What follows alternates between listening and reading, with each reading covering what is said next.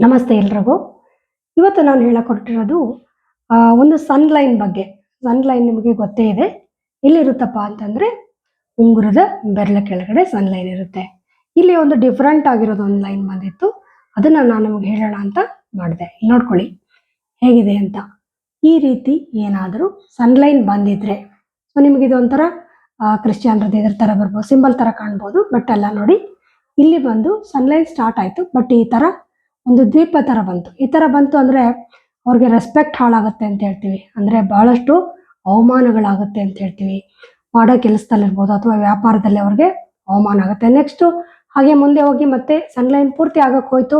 ಆದರೆ ಮತ್ತೆ ಅಲ್ಲೊಂದು ಲೈನು ಅಡ್ಡ ಬಂತು. ಈ ರೀತಿ ಅಡ್ಡ ಬಂದಾಗ ಫೈನಾನ್ಷಿಯಲಿ ಫುಲ್ ಅವ್ರು ಲಾಸ್ ಆಗ್ತಾರೆ ಅಂತ ಹೇಳ್ತೀವಿ. ಬಹಳಷ್ಟು ಕಷ್ಟ ಈ ಥರ ಆಗೋದು.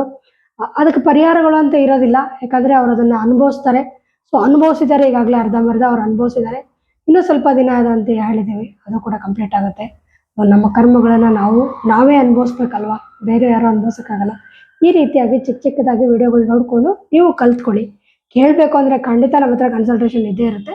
ಸೊ ನೀವು ಕೊಟ್ಟು ತಗೊಳ್ಳೋದನ್ನು ಅಭ್ಯಾಸ ಮಾಡ್ಕೊಳ್ಳಿ. ನಮಸ್ತೆ.